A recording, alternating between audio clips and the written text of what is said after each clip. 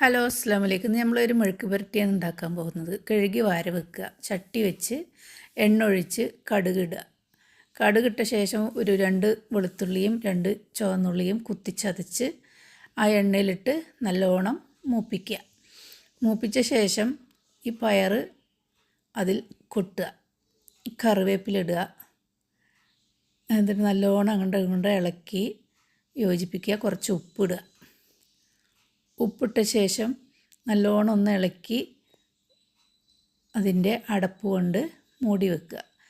തീ കുറച്ച് താഴ്ത്തിയിട്ട് വേണം ചെയ്യാൻ, അല്ലെങ്കിൽ വെള്ളമില്ലാത്തതാണ്. ഈ എണ്ണയിൽ കടന്നിട്ട് തന്നെ ആ പയർ വേകണം. അങ്ങനെ 2 പച്ചമുളക് അരിഞ്ഞിടുക. എന്നിട്ട് ഇളക്കി ഒരു മൂടി കൊണ്ട് ഭദ്രമായി മൂടി വെച്ച് വേവിച്ച് നമ്മുടെ പയർ മെഴുക്ക് പുരട്ടി റെഡി.